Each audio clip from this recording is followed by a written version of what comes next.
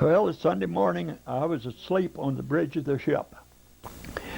And when we were in port, like in Pearl Harbor, since we had no air conditioning on the ship, and the bridge of the ship was our cleaning station and our working space, that we slept on most all of us bought these small folding canvas cots, and called them army cots during those at that time, and we'd sleep out on the bridge of the ship up there. More comfortable.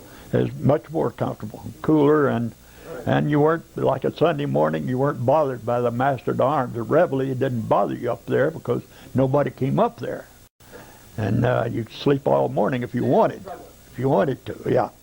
So at Pearl Harbor, when it started, I was actually sleeping on the bridge of the ship when I heard the noise, explosions. What'd you think about that? Well, I thought one of our planes had crashed, is what I thought, because there were planes taking on and off of Fort Island there all the time. Were you tied up to Fort Island? We were tied up at quays alongside Fort Island, yes. Well, who was on the outside of you? Outside of us was the West Virginia. Right. And ships in front of us, directly in front of us, was the Maryland. Outboard of the Maryland was the Oklahoma. And then on up, a little further up the harbor was the California. Right directly astern of us was the Arizona. 60 foot astern of us was the Arizona, and alongside her was the Vestal, I believe it was, one of the repair ships, which got underway during the battle and got out of the clear. So you were awakened, and so I was awakened by the sound of the explosions, and I thought it had been one of our planes that probably taken off and crashed into the island. So I got up and put my short white trousers on and went out to the front of the bridge of the ship to look and see what was going on. And I could see smoke and flames over on Fort Island, and still thinking it was probably one of our planes. And then I heard some planes approaching from our port side, from our left, coming in, and I looked over there, and this was a flight of Japanese planes. Did you know that? I didn't know it till they got up onto a ship up there where I could see them. And see the But I saw one of them dip his wings and drop a torpedo, and I'd always heard, that you could see a torpedo coming through the water. There's a steam torpedoes during those days, so I would sit there and watch, fascinated, watch this torpedo come through the water and hit the West Virginia alongside of us, and there was a sailor there going up to hoist the colors, hoist the Union Jack, really. See, in the Navy, we have the Union Jack is flown in the bow and the ensign at the stern. So, as you know that well, there was one of the quartermasters on the West Virginia was going up to the bow of the ship to hoist the Union Jack, and the torpedo hit alongside him, and he flew him up into the air, and I don't know what happened to him to this day. And I saw from that same flight of planes, 2 torpedoes I saw hit the Oklahoma up ahead of us.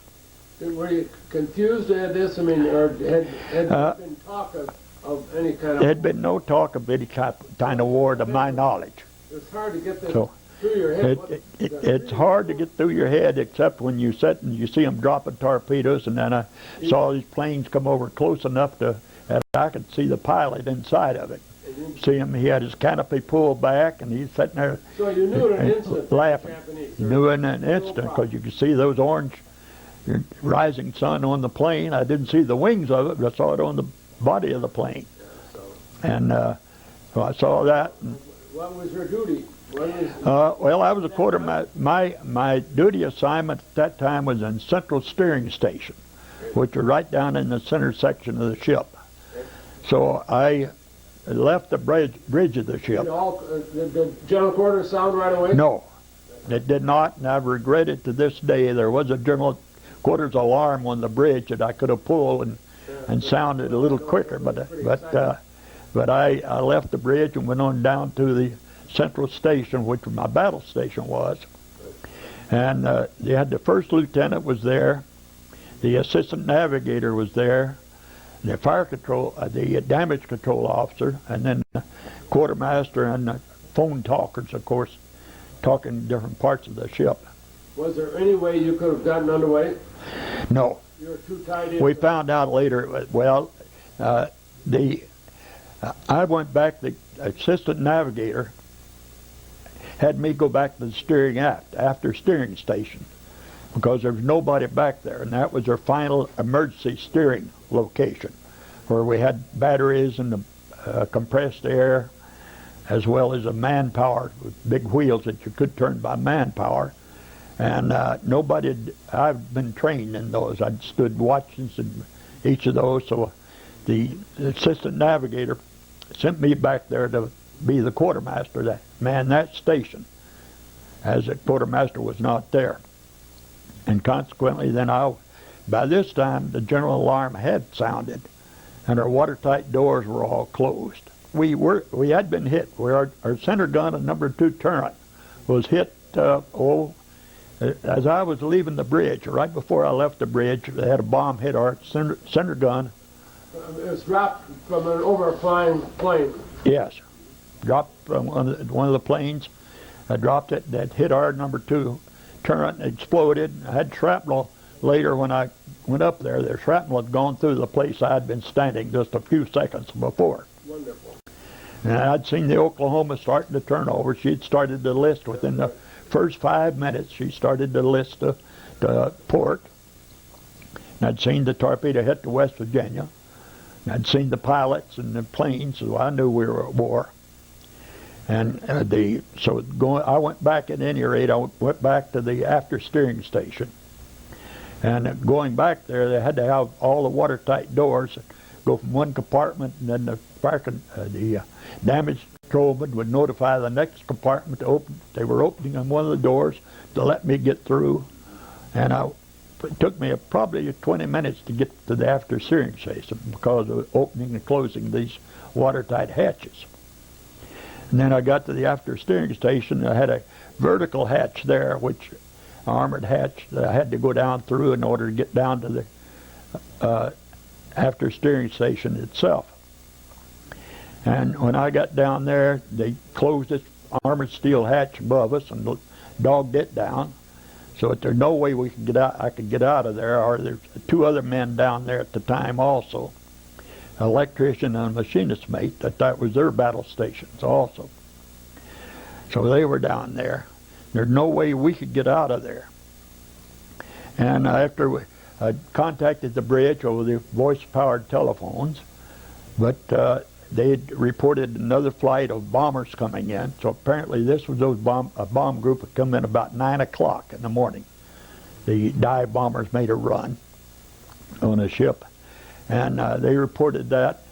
And after I was telling the other 2 people who wanted to know what was going on and what happened, and they had not been up topside. I'd been and seen the Japanese, so I told them, we're being attacked by Japanese, and we're at war.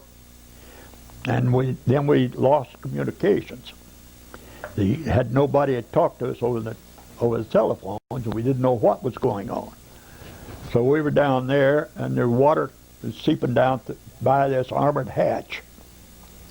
The water seeping down through it, and the bulkheads, sides of the ship were so hot you couldn't put your hand against them. And so we didn't know whether we were sunk. Well, it turns when we got out of there, about shortly after 12 o'clock, and some 4 hours later, I found out that was from the Arizona, directly astern of us, and setting on fire, and her oil was on fire, and that set our section above us, which happened to be our officers' quarters, set it on fire. And attempting to put the fires out, and the fire hose and such, we were leaking the water down on us. But we didn't know it. And didn't know whether we were sitting on the bottom. Fire hoses that put the water on you.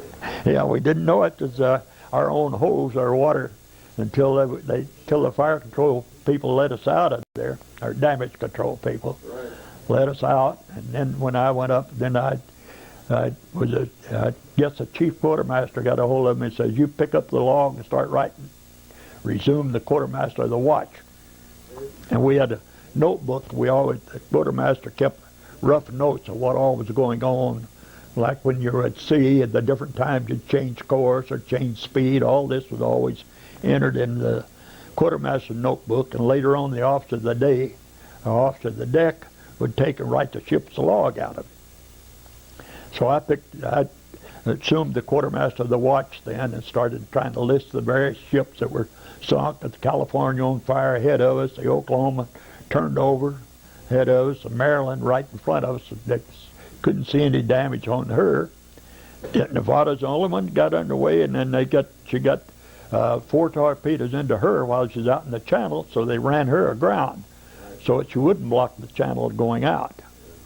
And I don't know, they said it was the chief quartermaster got her underway. I don't know now. It was not one of the major people on the ship? No, it was not one.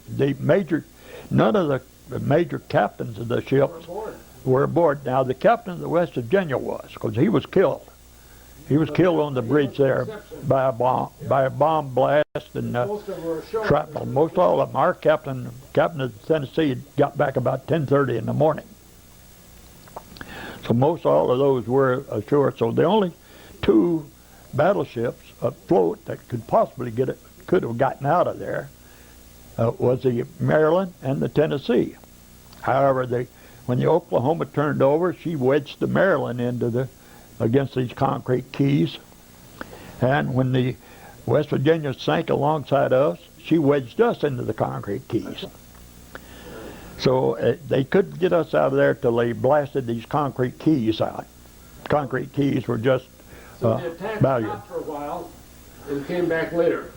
Yes, the last attack, they had made some dive bombing attack sometime around 9 o'clock or 9:15, and that was the last of it. That was the end of it. That was the end of them there. We didn't know it. I got out of the after steering station. Yes, I got out of there about noon that day. And then I could see the damage. I could see the Arizona aflame behind us, and the Oklahoma turned upside down. The West Virginia sunk alongside of us. I could see all of that, and I entered all this into the ship's log, the quartermaster's notebook. The various damages that I could see, and then I heard a couple of explosions sometime 2:30, 3 o'clock in the afternoon on the California. How did you get out of Pearl Harbor? All right, they blasted those keys out, and then they had sneak the Maryland ahead of us out from Oklahoma and pulled her out, and then they pulled us out through where the Maryland had been, in between Oklahoma and Fort Island, and pulled us out of there. Where'd you go? Well, we went over to the Navy yards there in Pearl just for one day to replenish their supplies more than anything else. We had 2 bomb hits. We had a bomb hit, our number 2 turret, the center gun there, I mentioned that, and threw shrapnel through the place I was. And then we had a bomb hit on our number 3 turret, and it went through the armored plate, 12 inches armored steel at the top of the turret, went inside the turret and broke open and burnt.